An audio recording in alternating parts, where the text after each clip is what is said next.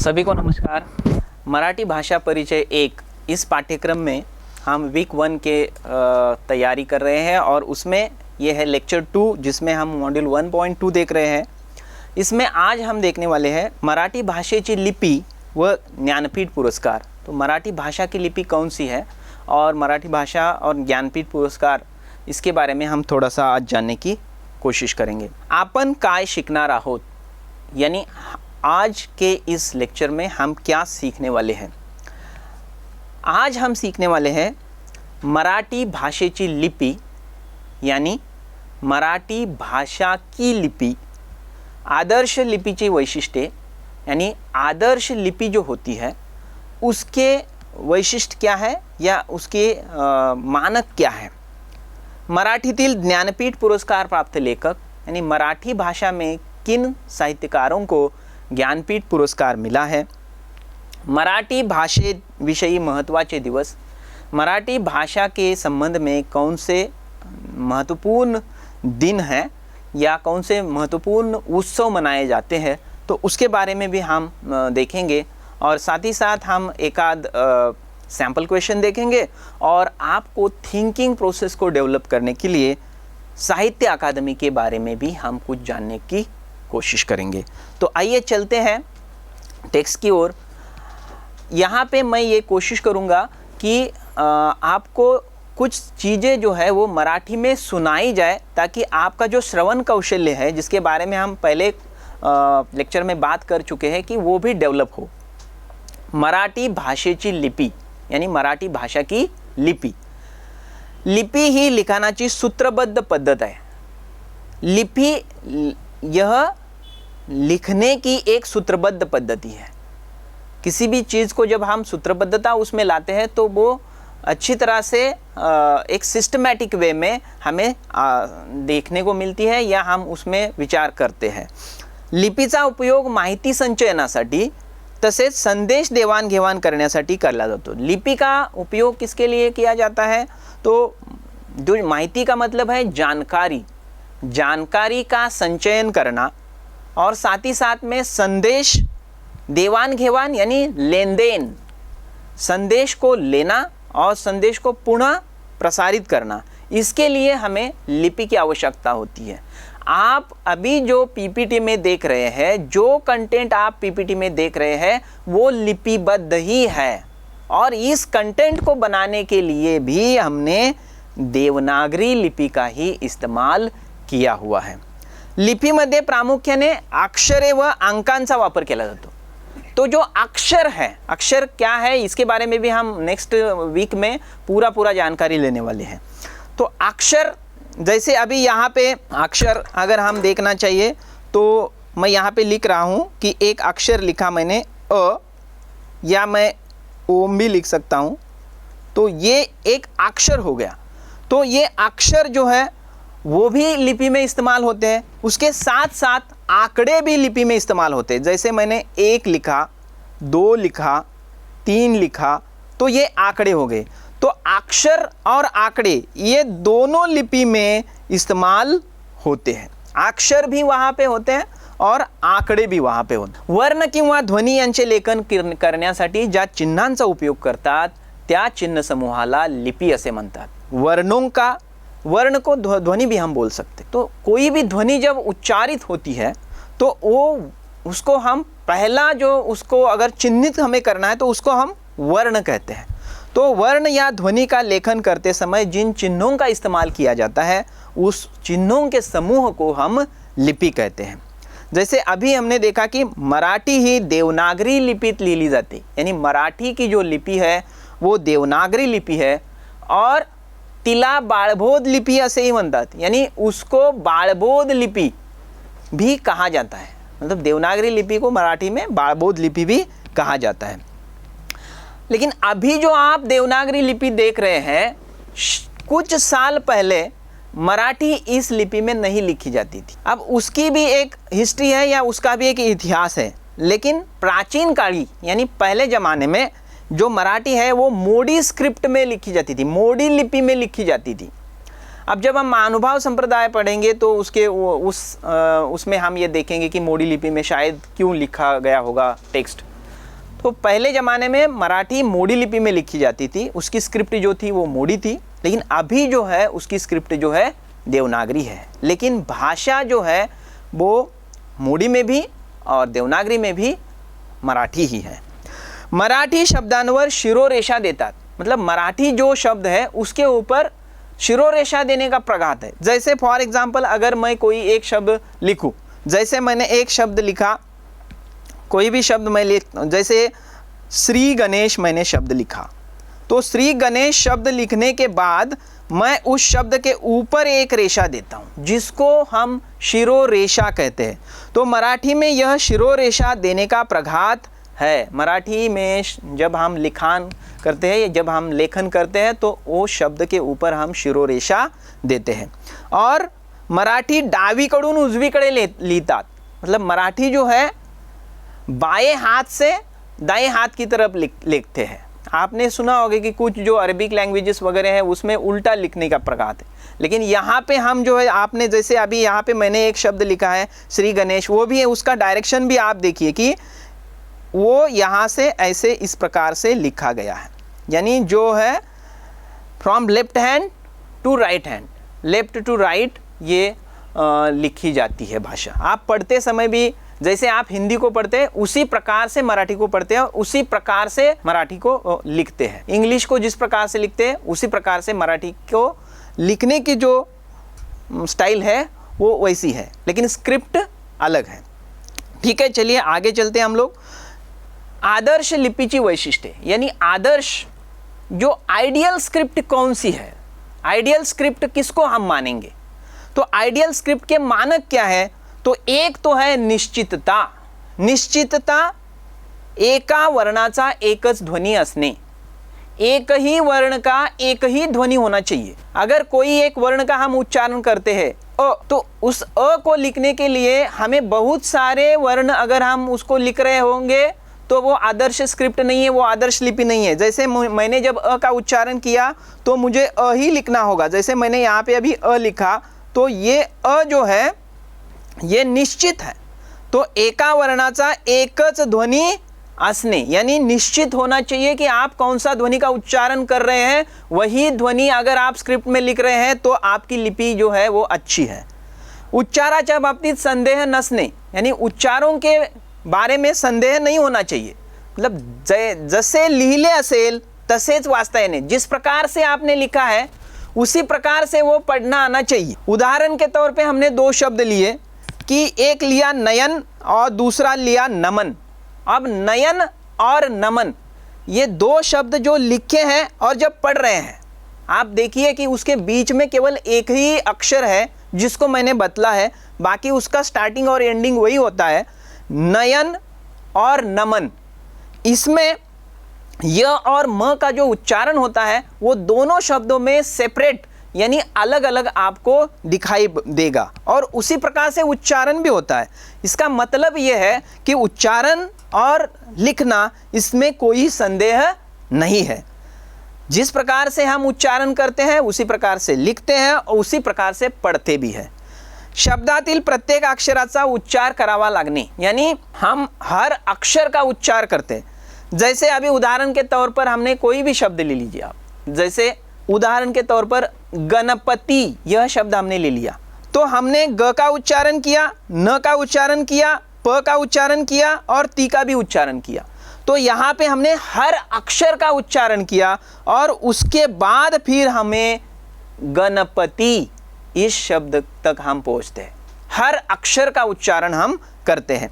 और दूसरे भी उदाहरण आप देख सकते हैं कि जैसे हमने केदार नाम का एक शब्द लिया, केदार, तो उसमें के का उच्चारण किया, दा का उच्चारण किया, र का उच्चारण किया। भूमि शब्द लिया तो भूमि, भू का उच्चारण किया, मी का उच्चारण किया। अब यहाँ पे आप कंफ्यूज हो सकते हैं क्योंकि भूमि यहाँ पे दीर्घ में लिखा है, जैसे मी शब्द जो है वो दीर्घ में लिखा है, लेकिन अगर आप हिंदी के बारे में बात करेंगे तो वो ऐसा लिखा जाएगा कि जिसमें मी जो है वो ह्रस्व होगी और यहाँ पे जो है वो दीर्घ होगी मराठी में, क्योंकि मराठी की जो उच्चारण प्रवृत्ति है वो दीर्घ है, इसलिए मराठी में प्रायः लिखा जाते हैं वो शब्द मैक्सिमम दीर्घ ही होते हैं। अपितु जब हिंदी में लिखा जाता है तो वो ह्रस्व होते हैं, मराठी की जो, आप हमेशा ये याद रखिए कि मराठी की जो लिखने की जो स्टाइल है या जो उच्चारण पद्धति है वो दीर्घ है, और इसके कारण ज़्यादातर शब्द जो है वो दीर्घ में ही लिखे जाते हैं। अब जब आप आगे जाके व्याकरण पढ़ेंगे तो उसके बारे में और जानकारी आपको मिलेगी। चौथा है एकाच ध्वनीची अनेक लिपिचिन्हे नसावी। एकाच ध्वनीची अनेक लिपिचिन्हे नसावी मतलब जो ध्वनी एक ही है तो उसका लिपिचिन्ह एक ही होना चाहिए, नाही तर कोणत्या वेळी कोणते लिपिचिन्ह योजावे याबद्दल गोंधळ निर्माण होईल, है ना। तो कहने का मतलब ये है कि किस समय हमें कौन सा लिपि चिन्ह यूज़ करना है इसके बारे में कोई संदेह नहीं होना चाहिए। जैसे फॉर एग्जांपल आप अगर अंग्रेज़ी में कोई ध्वनि उच्चारित करते हैं तो उसके लिए आपको हो सकता है एक से ज़्यादा चिन्हों की मदद लेना पड़े, लेकिन मराठी में देखिए कि मराठी में 52 वर्ण है, यानी 52 वर्ण है। अब अंग्रेजी की वर्ण संख्या देखेंगे तो वो 26 है। इंग्रजी बोला जाता है, अंग्रेजी को मराठी में इंग्रजी बोला जाता है, तो अंग्रेजी में केवल 26 वर्ण है और मराठी में लगभग उससे दुगना यानी 52 वर्ण है। इसका मतलब ये है कि 52 इस प्रकार के ध्वनि हैं जिनको हम चिन्हित कर चुके हैं, और वो इतने सटीक चिन्हित कर चुके हैं कि उसमें कोई कंफ्यूजन हमें अभी नहीं है।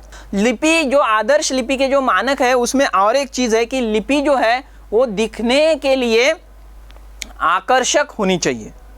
जो लिपि लिखी जाती है वो आकर्षक होनी चाहिए। यहाँ पे एक लिपि का एक लोगो भी मैंने दिया हुआ है, तो आगे जाके ये जो लिखा हुआ है वो सब देवनागरी में ही लिखा हुआ है स्लाइड्स पे, और तो इससे आपको ये समझ में आ रहा होगा कि कितनी आकर्षक रीति से ये लिपि लिखी जा सकती है। लिपि जलद गति ने लिखता यायला हवी मतलब जल्दी जल्दी वो लिखते आना चाहिए। जैसे आप देवनागरी में कोई भी चीज़ तो तुरंत आप लिख सकते हैं। मैंने लिखा कि जैसे काशी हिंदू विश्वविद्यालय मुझे लिखना है तो मैं लिख सकता हूँ काशी हिंदू विश्वविद्यालय, तो मैं जलद यानी फास्ट में लिख सकता हूँ। इसमें अच्छे लिपि का मानक ये भी है कि आप जल्दी जल्दी उसको लिखते आना चाहिए। लिपि मुद्रण सुलभ असावी, यानी जब छपाया जाता है कोई भी कंटेंट, आज के ज़माने में जो किताबों में या कंप्यूटर में भी अगर उसको छपाना है आपको मुद्रण कला के द्वारा, पहले टाइपिंग वगैरह करते थे, तो यहाँ पर भी आपको लिपि जो है वो मुद्रण सुलभ होनी चाहिए। तो ये जो आदर्श लिपि के जो मानक है उसके बारे में जब हम सोचते हैं तो हम इस कंक्लूजन पर पहुँचते हैं कि मराठी की जो लिपि है, जो देवनागरी लिपि है, जो सेम संस्कृत की लिपि है या हिंदी की लिपि है, तो ये आदर्श लिपि है। आगे चलिए, उसके बाद हम जिस कंटेंट की बात करेंगे वो थोड़ा अलग है, क्योंकि हमें मराठी भाषा का परिचय करके लेना है। तो पहले तो हम ये जानने की कोशिश करेंगे कि मराठी की जो साहित्य परंपरा है वो कैसी है और वर्तमान में उसमें क्या क्या बदलाव है आ रहे हैं। तो किसी भी भाषा की साहित्य परंपरा को अगर आपको आज के ज़माने में देखना है तो कुछ अच्छे साहित्य पुरस्कार जो है उसमें मराठी भाषा का योगदान क्या है वो हम देखने की कोशिश करेंगे यहाँ पे। तो मराठी भाषेतील ज्ञानपीठ पुरस्कार प्राप्त लेखक, यहाँ पे मैं जब उच्चारण करता हूँ ज्ञानपीठ, हिंदी में उसका उच्चारण हो जाएगा ज्ञानपीठ। तो मराठी भाषा में ज्ञानपीठ पुरस्कार पाने वाले कौन से साहित्यकार हैं? तो मराठी भाषा को अब तक जो है 4 साहित्यकारों को मराठी में ज्ञानपीठ पुरस्कार मिले हैं, ज्ञानपीठ पुरस्कार मिले हैं, जिसमें वी.स. खांडेकर यानी विष्णु सखाराम खांडेकर जी है, विष्णु वामन शिरवाडकर उर्फ कुसुमाग्रज जी है, गोविंद विनायक करंदीकर जिनका उर्फ का मतलब होता है वो दूसरे नाम से भी लेखन करते हैं। जैसे गोविंद विनायक करंदीकर वो गोवी करंदीकर नाम से भी लेखन करते हैं और विंदा करंदीकर से भी नाम से भी लेखन करते हैं। कुसुमाग्रज जो है वो कुसुमाग्रज नाम से कविता लेखन करते हैं, अपितु वो जब नाटक का लेखन करते हैं तो वी.वा. शिरवाडकर नाम से करते हैं। और उसी प्रकार से चौथे जो ज्ञानपीठ पुरस्कार प्राप्त लेखक है वो है भालचंद्र नेमाड़े। तो हम आगे उनके बारे में थोड़ा विस्तृत जानने की कोशिश करेंगे। विष्णु सखाराम खांडेकर जी है, उनका जन्म जो है 11 जनवरी 1898 में हुआ था और निधन जो है 2 सितंबर 1976 में हुआ। आप वो स्क्रिप्ट देखिए मराठी की, 11 जानेवारी 1898 आणि 2 सप्टेंबर 1976 असं त्याला वाचलं पाहिजे। इस प्रकार से इसको पढ़ना चाहिए। और इनको 2074 में ययाति नाम के उपन्यास को साहित्य ज्ञानपीठ पुरस्कार मिला था। और ययाति एक काफ़ी चर्चित उपन्यास रहा भारतीय साहित्य जगत में, जो कि मूलतः मराठी में लिखा था। और आपको शायद ययाति राजा की कथा मालूम होगी कि जिसको तारुण्य की आस होती है कि उसको लगातार नौजवान रहना होता है। तो ये सब आप उस नॉवेल के जरिए या उस उपन्यास के जरिए पढ़ सकते हैं। उसका हिंदी में भी अनुवाद हो चुका है। तो उनकी जो अन्य साहित्य संपदा है उसमें हृदयाची हाक, कांचन मृग, उल्का, 2 मने, हिरवा चाफा, 2 ध्रुव, रिकामा देव्हारा, पहिले प्रेम, क्रौंचवध, जळलेला मोहर, पांढरे ढग, अमृतवेल, सुखाचा शोध, अश्रू, सोनेरी स्वप्ने भंगलेली, एका पानाची कहानी, मुखवटे, ये सब उनके साहित्य संपदा आपको यहाँ पे देखने को मिलेगी। अब आगे चलते हैं। दूसरे जो साहित्यकार है वो है कुसुमाग्रज या विष्णु वामन शिरवाडकर, जो वी वा शिरवाडकर शॉर्ट फॉर्म में। मराठी में और एक प्रचलन है कि पूरा नाम अगर आपको लिखना है तो केवल पहला नाम लिख कर ही, जैसे विष्णु की जगह पर मैंने लिखा वी, वामन की जगह पे मैंने लिखा वा, और शिरवाडकर जो है वो वैसे ही लिखेंगे तो वी वा शिरवाडकर एक शॉर्ट फॉर्म हो जाएगा विष्णु वामन शिरवाडकर का, और जो मराठी में इस्तेमाल किया जाता है। अब ये विष्णु वामन शिरवाडकर एक अच्छे नाटककार थे और वो जब कविता लिखते हैं तो वो अलग नाम से लिखते हैं। वो उस समय कुसुमाग्रज के नाम से कविता लिखते हैं। अब इनका जो कार्यकाल है वो 27 फेब्रुवारी 1912 ते 10 मार्च 1999, यानी 27 फरवरी 1912 से लेकर तो 10 मार्च 1999 तक इनका कार्यकाल रहा। और उनको 1987 यानी 1987 में ज्ञानपीठ पुरस्कार मिला। और उनकी जो ज्ञानपीठ पुरस्कार प्राप्त जो कृति थी वो थी नटसम्राट। तो नटसम्राट एक बहुत ही चर्चित नाटक था। तो इस नाटक में एक बुजुर्ग कलाकार रहता है जो अभी स्टेज पे परफॉर्म नहीं कर सकता है। इस प्रकार का वो एक बुजुर्ग कलाकार होता है और जब वो अपने काम को नहीं कर पाता है तो वृद्धावस्था के कारण उसके ऊपर क्या गुजरती है, और बचपन से लेकर अपने बच्चों के लिए यानी अपने लड़के के लिए और लड़की के लिए वो कितनी सारी चीज़ें करके रखता है, लेकिन जब वो बूढ़ा हो जाता है तो वही लड़के और लड़की जो है उसको किस प्रकार से अनदेखा करते हैं। तो ये जो एक कहानी है वो उस नाटक में आती है। इसके साथ साथ उनकी जो दूसरी साहित्य संपदा है उसमें विशाखा, हिमरेशा, जीवन लहरी, जाईचा कुंज, समीदा, छंदोमयी, ये रचनाएं हैं। उनकी एक काफ़ी फेमस या प्रसिद्ध जो रचना थी वो कना नाम की कविता थी, जिसके लिए वो जाने जाते हैं। तो वो कुछ इस प्रकार है। ओळखलत का सर मला पावसात आला कोणी, कपडे होते करदमलेले केसावरती पाणी, भिंत खचली चूल विजली होते नव्हते गेले, प्रसाद म्हणून पापण्यामध्ये पाणी तेवढे आहे ठेवले, कारभार नीला घेऊन संगे सर आता लढतो आहे, चिखलगाळ काढतो आहे, खिशाकडे हात जाताच बोलला पैसे नको सर, जरा एकटेपणा वाटला, मोडून पडला संसार तरी मोडला नाही कणा, पाठीवरती हाथ ठेवून नुसता लड़ मना। तो इसमें उन्होंने एक प्रेरित किया था सभी लोगों को कि कितने भी भीषण कठिन परिस्थितियां क्यों ना आए, लेकिन हमें आत्मसंयम के साथ उसका सामना करना चाहिए और अपने शौर्य को हमेशा मजबूत रखना चाहिए। इसी प्रकार से उनके अन्य कुछ जो संग्रह है, वादळवेल, रसयात्रा, मुक्तायन, श्रावण, प्रवासी पक्षी, मेघदूत, स्वगत यानी खुद से बोलना, खुद से संवाद, तो इस प्रकार की भी रचनाएं उन्होंने की है। और एक महत्वपूर्ण बात हमें यहाँ पे वीवा शिरवाडकर या कुसुमाग्रज के बारे में याद रखनी होगी, वो ये है कि उनकी जो जन्मतिथि है वो अगर आप देखेंगे तो वो 27 फरवरी है और 27 फरवरी को ही मराठी भाषा गौरव दिवस मनाया जाता है। तो इसके बारे में भी हम आगे देखने वाले हैं। तीसरे जो ज्ञानपीठ पुरस्कार प्राप्त लेखक हैं मराठी के वो है विंदा करंदीकर यानी गोविंद विनायक करंदीकर, जिनका जन्म जो है 23 अगस्त 1918 यानी 23 अगस्त 1918 में हुआ और देहांत जो है 14 मार्च 1910 में हुआ।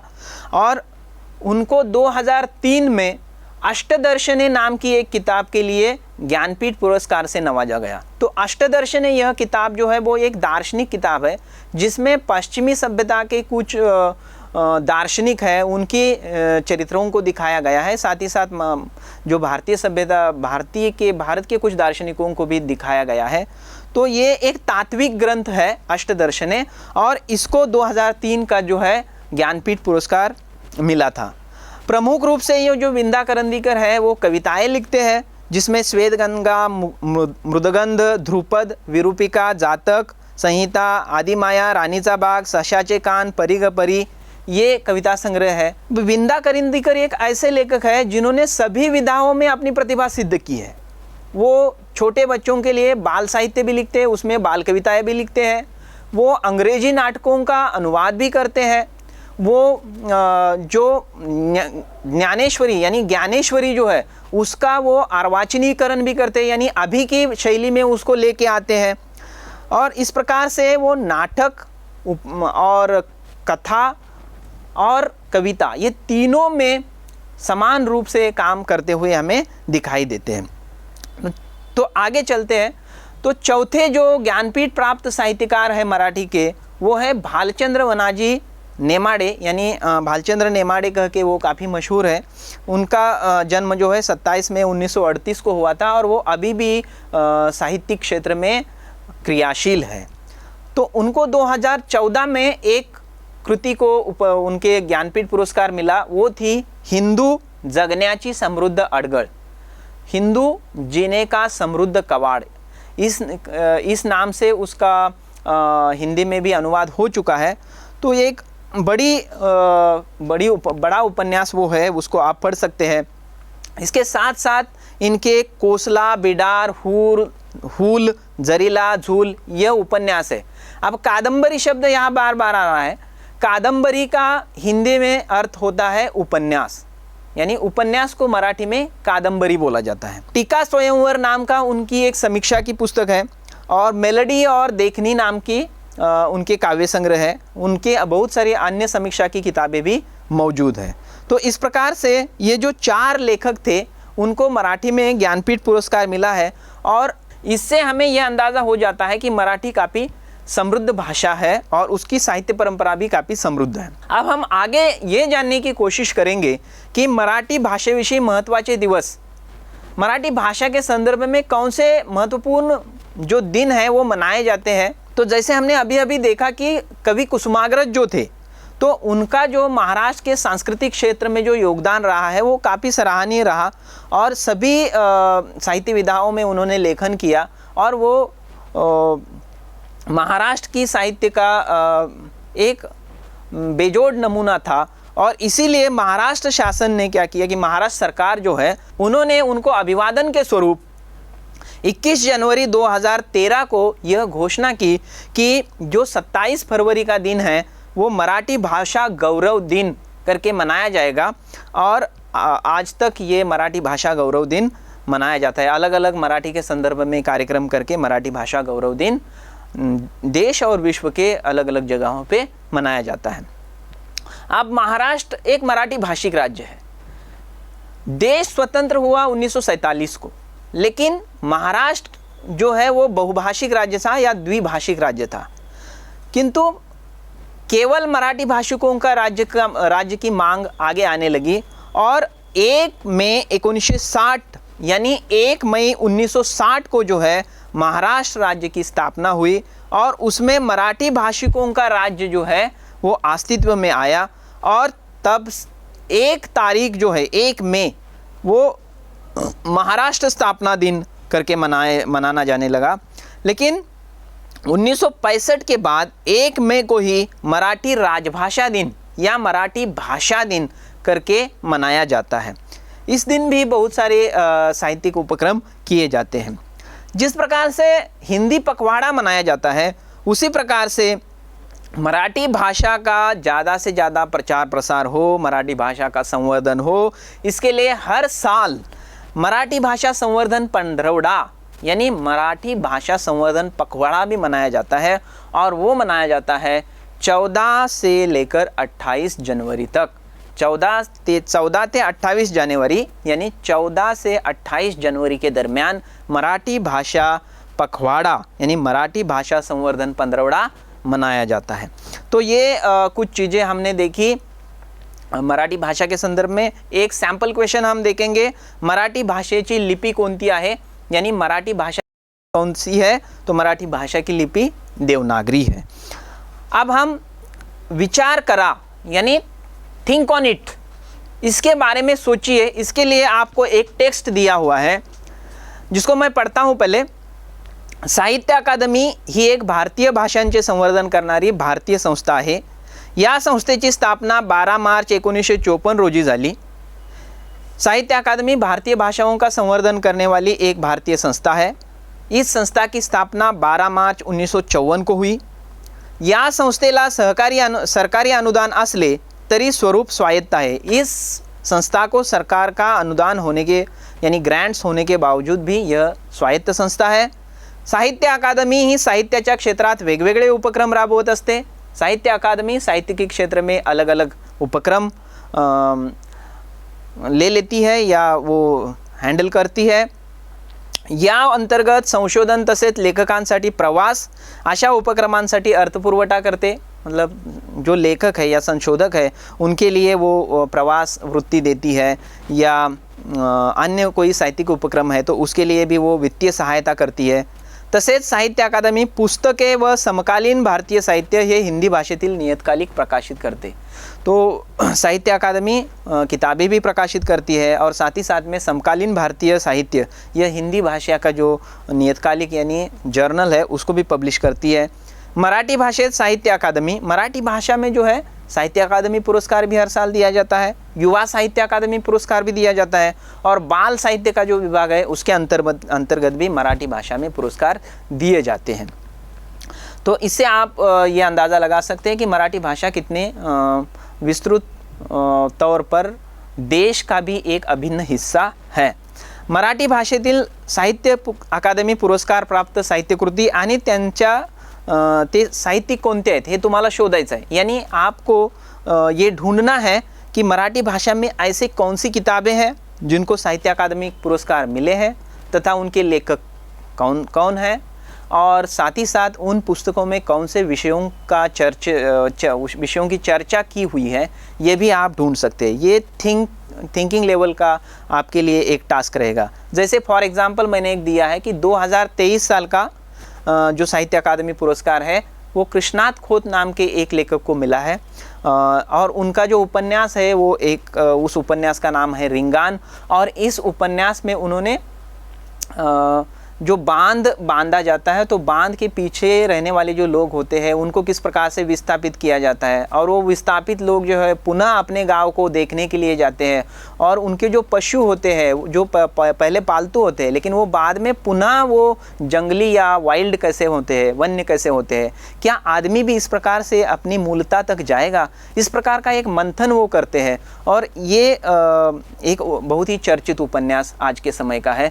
तो इस प्रकार से हमने यहाँ पे मराठी भाषा के बारे में साहित्य अकादमी और ज्ञानपीठ पुरस्कार की भी चर्चा की।